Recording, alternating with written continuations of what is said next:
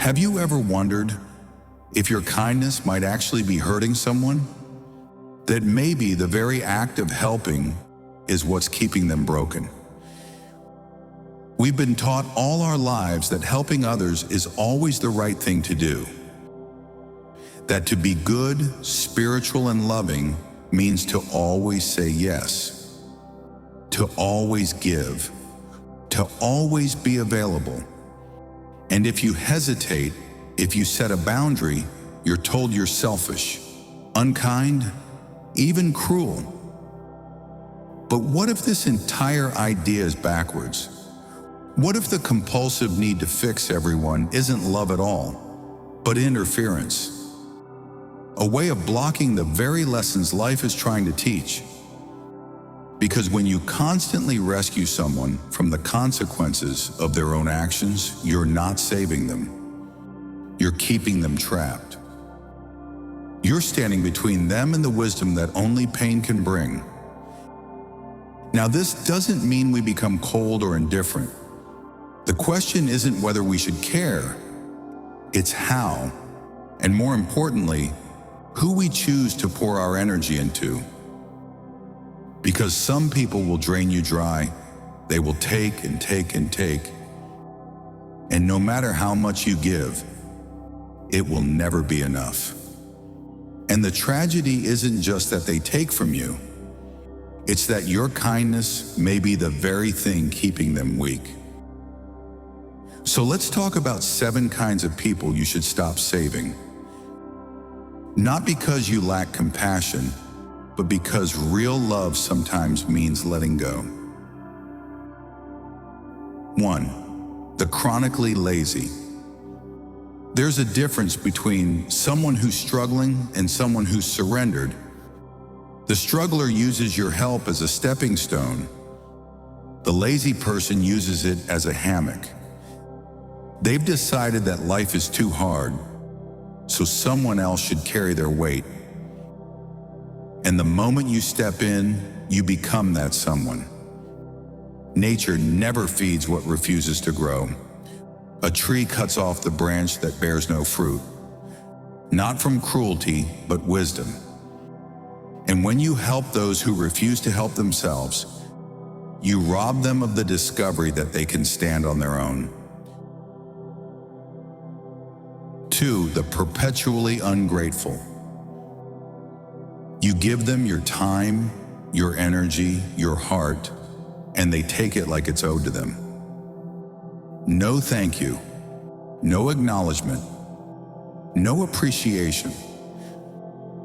Gratitude is the mark of humility. The ungrateful, however, see kindness as weakness and generosity as opportunity. They drain you dry and then blame you when you stop giving. Helping the ungrateful is like pouring water into a bottomless pit. 3. The arrogant and self-righteous. They don't want your help. They want your agreement. They already know. And when you challenge their pride, they reject you. Pride masquerades as strength, but it's really fear. The fear of being wrong. And until they fall, until life humbles them, no wisdom can reach them. Even Jesus walked away from those who refused to listen. You can't force truth on someone committed to their own foolishness. 4. The habitually wicked. Some people are not confused. They know exactly what they're doing. They lie, cheat, and manipulate without remorse.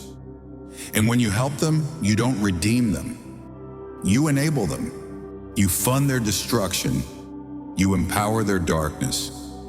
They don't want salvation. They want support. Sometimes walking away is the holiest thing you can do. 5. The incurably foolish. A fool isn't someone who lacks knowledge. It's someone who refuses to learn. They make the same mistakes again and again. You can pull them out of their chaos, but the moment you turn your back, they dive right back in. And when you keep saving them, you're only delaying the lesson life is trying to teach. 6. The master manipulator. They're the hardest to spot. They don't demand, they charm. They don't take, they make you want to give. They know guilt is your weakness, and they weaponize it. They'll wear a mask of victimhood, twist your empathy, and drain your strength. And when you stop feeding them, they'll play the victim, painting you as the villain. Once you see through them, walk away fast. 7. The unrepentant rebel. They know what's right. They've been told, warned, shown, but they choose destruction anyway. You see their potential and you keep hoping, but they don't want saving. Until the desire to change comes from within, no amount of help will ever work. You cannot want healing more than they do. So what should you do? Do you stop helping people altogether? No, you learn discernment. You learn to tell the difference between someone who's struggling and someone who's stuck, between someone who needs a hand up and someone who wants a free ride. True compassion doesn't always mean giving. Sometimes it means letting people face the full weight of their choices, because pain teaches what comfort cannot. When you give to the right people, you see growth.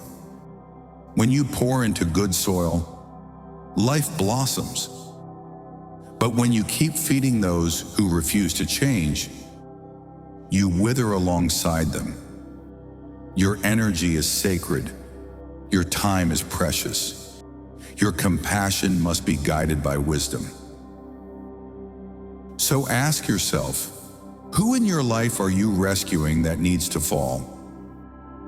Who are you helping that actually needs to help themselves? Because sometimes the most loving thing you can do is finally stop saving people who refuse to save themselves. And if this message spoke to you, share it with someone who gives too much. Because the world doesn't just need kindness, it needs wise kindness.